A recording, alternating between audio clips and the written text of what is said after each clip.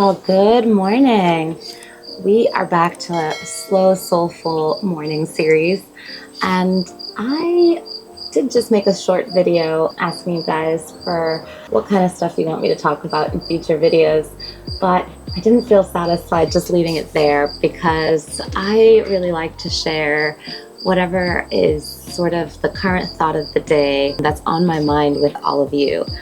And my favorite place to get inspiration, and I think a lot of this comes through in my art as well, is life. Life is so inspiring.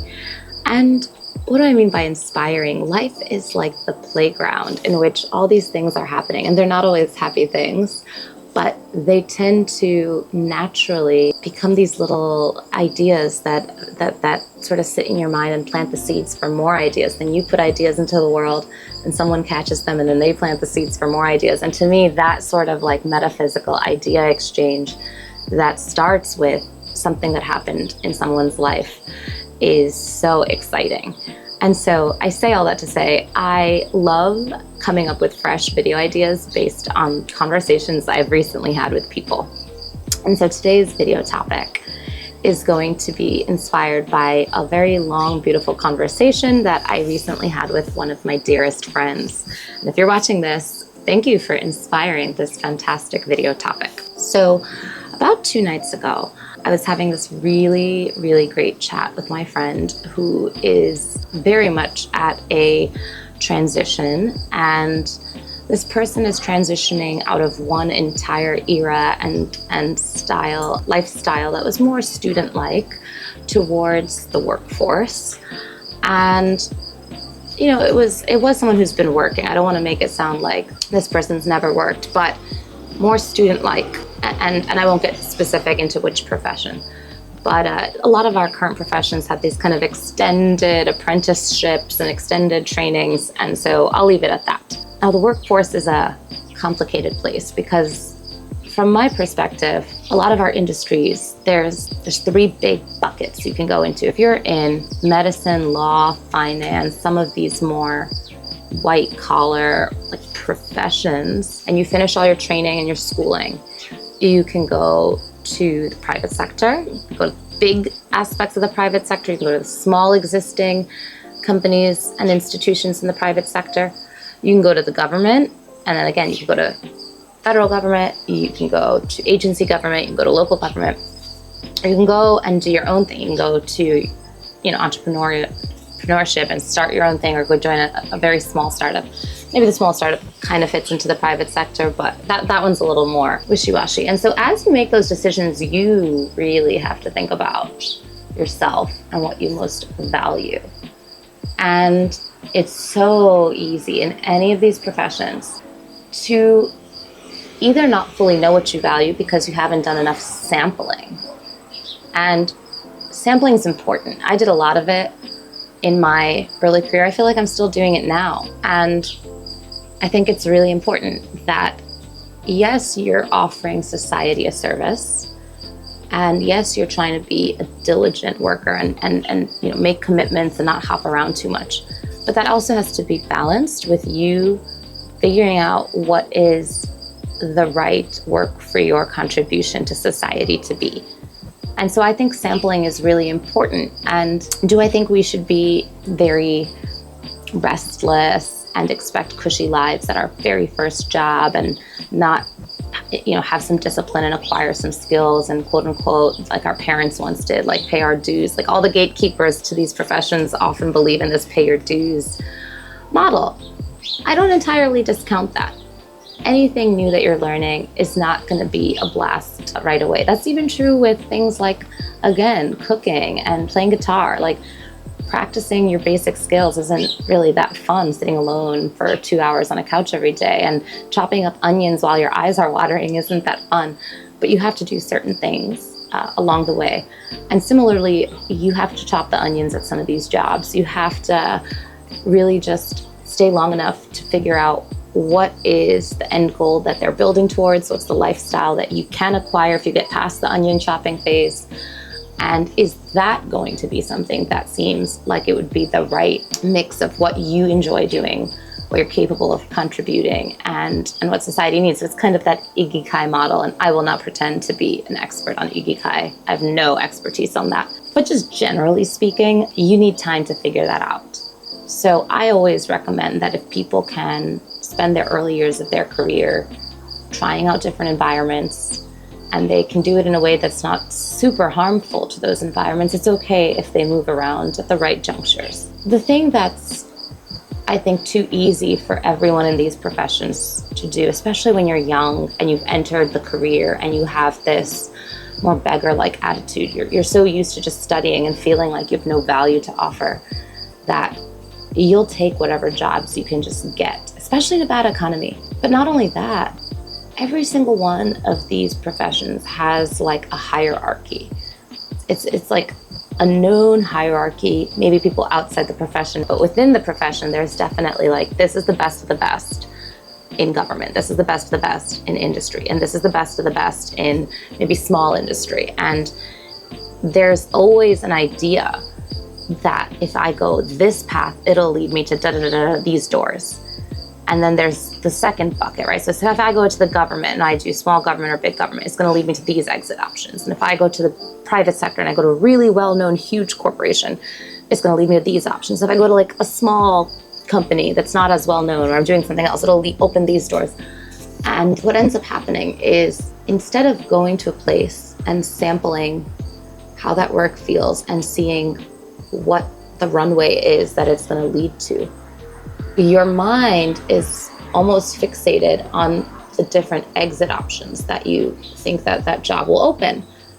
And so similar to when you're shopping for things and you're buying things based on like that marketing material, which shows, someone who's got some sort of body type, wearing some sort of beautiful clothing, and it's giving a certain image, like there's this Brooks Brothers like corporate guy, or here's this like beautiful beachy yoga girl or whatever. You're seeing that image and you're starting to imagine subconsciously that like, I will kind of get those things and embody the essence of that image that I'm seeing. I'll start to feel like that corporate, sophisticated white collar worker. I'm going to feel like that relaxed, beachy, bougie person I'm looking at in this bougie brand's catalog. I don't know. I'm not trying to use the word bougie as a like pejorative here. I'm just trying to come up with an adjective for someone who has like a relaxed, comfortable life near the beach and in America and gets to wear expensive, nice yoga clothes. Okay, we're going on a tangent. Getting back to the point is, I think you do the same thing with these jobs. The funny thing is, think about how many times you've bought stuff thinking that buying the things will kind of help transform you into the person that you had fantasized about when you saw the image. Most of the time, that's not what happens, because you gradually, I think, become a byproduct of who you were meant to be. I think in the long run, most people do end up sort of where they belong. There are a lot of people who end up numb. Let me say this, people who are seeking to find a place for themselves in the world, a place for themselves in a career that is the right fit for them, more or less, usually do. So I think the seekers usually find it. There's definitely a lot of people in the world who give up, and they're numb. They're numb. They have just accepted that there's no such thing as being able to live in alignment, and they sort of, like this quote goes, lead lives of quiet desperation. That sounds so sad. I really don't want you all to lead lives of quiet desperation. I don't want to lead a life of quiet desperation. That's why we're doing this channel. We want to build a community of people and help each other build towards leading lives of as much alignment as possible. And we're going to be realistic along the way, but we're not going to give up on our dreams. So I was talking about, when you buy things, you often are buying things hoping that over time you'll become the image of what you saw when you bought the thing. And yet, I think most of the time you actually just end up being yourself, and maybe that thing kind of gets embedded into your lifestyle. So say I'm someone who goes and buys a bunch of, Lululemon clothes because I saw all these images of sports models wearing Lululemon clothes on their website. if I'm somebody who's actually pretty chill and ends up like barely making it to a workout class on time and ends up there 15 minutes late, chances are those clothes will kind of embed their way into who I am by my nature. So maybe once in a blue moon, I'll have like one of those cool items I bought from Lululemon, but it might be paired with like a baggy t-shirt that I wore to sleep that I don't have time to change into the cute crop top. So it's actually becoming part of my aura and essence and temperament and personality and habit palette, as opposed to me becoming the image of what I saw. And I think that's sort of what I was talking about with work. You could try to go and show up at a company that maybe you didn't think you'd get into, but you somehow got in. You got a little extra, you got an extra little bit of luck from the universe. You networked, you know, something happened and you got into a place that you thought was like maybe punching above your grade. And you think now you can finally like become the image of the kind of person you associate that institution with. But you could do it for a little while. But more likely it's gonna become like those items you got from the Lululemon store, right? You're somebody who wasn't naturally the person who wants to stay up maybe till 3 a.m. and really master the extra little details of an assignment. You're someone who generally maybe highly values sleep, and so, or time with your dog or whatever it is, and tends to call it a day at a certain hour. And maybe the majority of people who have ended up in that institution either naturally process that information faster than you, or they are the people willing to put in that push till 2, 3 a.m. that's not as natural to you. You can bend yourself to be like those people to a certain degree. You may not be able to change your natural capacity, but you'll learn a few skills that can get you closer. And then you can start doing those habits and making the sacrifices. But after some time, you're going to be in a battle with your spirit and your soul that you are going to lose, because you can't fake it forever. You can't hack yourself. You can't make yourself different. And maybe this is where, you know, again, the free spirit part of the lawyer is coming into the talk. You can't change how you are sort of designed by the universe. You're not smarter and stronger than that. And so what I think happens more likely is that you kind of, over the course of your life, end up in the places and the spaces that really are more in line with the average of who you are. So not who you are in your super, you know, gunner season or go-getter season, and not who you were at your lowest moments when you were having a really stressful period of life and you felt like you weren't living up. Like on average, you'll end up kind of where your capacities and personality naturally meet you. Again, unless you become part of and we're not here to be part of the numb. This channel is not for the numb herd. This is for the seekers who are seeking an aligned, happy life. So my point, going back to the original point of this video, is that when you're looking and you're at a transition and you're thinking, okay, I can go to this kind of job that I've been interviewing for, and you're envisioning all the different exit doors, and that'll allow me to do this in the future, this in the future, and this in the future. And then you're looking at this other door, and you're like, that'll allow me to do this, this, and this in the future. I still think there's a huge amount of value to not be looking at those future doors, because those future doors to me are often things that are just like the Brooks Brother or the Lululemon catalog. They are, and this is not a video bashing those brands. I'm just trying to give an example of, you know, brands you guys will recognize. But like, I think when you just look at those exit options, you don't even really know if like those exit options really are who you are meant to be and the kind of work you would be happy and thriving doing. They're just kind of the like, usually the glamorous exit options, or somehow desired or talked about exit options in that field. It might be a desired exit option because of the work-life balance promise it has, or because of the paycheck it once had or still has. But they're kind of those things, those shiny things that are dangling, and you're kind of like lured by that exit option. So you're like, I'm gonna suck it up and do this thing right now, even if it's not so much in alignment with who I am, because I want that thing at the end. And like I said, more likely, you know, your Lululemon sports bra is gonna just mix into a drawer with your other sports bras, and you're gonna put it into rotation the way that you use your other clothes, because most days you're acting in habit with you know, in alignment with who you are. And so I think you should really always try to take the job when you're comparing job options that feels like it's gonna be the most in alignment with you right now, and it's gonna make you excited right now. if you take a job today that you think is one that you have to like suck up and endure to get some skills in order to get to another end post, that's okay. Sometimes we have to do that. I told you, sometimes you can't make the fantastic stew without chopping it in, right? Sometimes you have to do that, but make sure that like you're not just constantly chopping one vegetable after another only to realize, I don't even like stew. Why have I just prepared all the ingredients for this? And we could talk about what you do at that moment. Okay, let me repurpose all these ingredients I chopped up and make a different thing that I actually like, which I think is kind of where I am in life, frankly, if we're sticking with this random analogy. But if you want to do that, you have to be very, very intentional. You got to go into something where you're like, this is probably not in alignment with who I am, but it is an absolutely necessary prerequisite to something that for real reasons I think will be in alignment with who I am. And I want to get to that other door. So I'm going to go in and keep my eyes on the prize. But what I think a lot of people do is they think one of two things. They either think, I'm going to do that, and then the next thing, that next door opens, and then they get that same model at that next door. They're like, this next door doesn't feel quite right for me either, but I'm going to go do it because the door after that feels like me. And then they just kind of go through the series of, they're going through one door after another door after another door, and none of these doors are actually bringing them closer to alignment with themselves.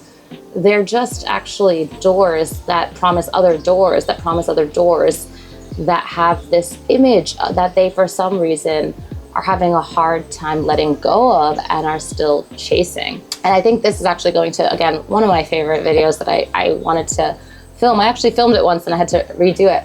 But it is about letting go of goals and dreams that don't serve you anymore and setting the right goals. So long story short, actually not short because this is a long video, the conversation I had with my friend, to me it sounded like a lot of the decisions were under the assumption that like life kind of, like you don't have a choice but to be numb in a sense. Like there's a certain amount of numbness and lack of enthusiasm that you've accepted at the front. Like life is going to be kind of miserable and boring, and within that I think this thing might be slightly more appealing to me, or this other thing might be slightly more appealing to me. This will open these doors and this will open these doors. And I just think you really have to force yourself not to believe that. And that is not to say life is not difficult, messy, and requiring of hard work and sacrifice. I will never tell you that. I'm not trying to be the kind of person who influences others to like an unnatural degree. That's something I'm so against. I think one of the reasons I wanted to go on social media is because I think we have these extremes on social media where people overpromise, you know, how much magic you can get overnight in life and how you can just right away, you know, become a millionaire just by, you know, quitting your job and starting a brand the next day, or like becoming a digital nomad and all of a sudden like all of life's problems are gone. They're not. No, they're not. If your mom's going to get cancer, she's going to get cancer while you're a digital nomad, and you're going to have to contend with that. And if you get cancer while you're a digital nomad and you no longer have health insurance, you're going to have to contend with that.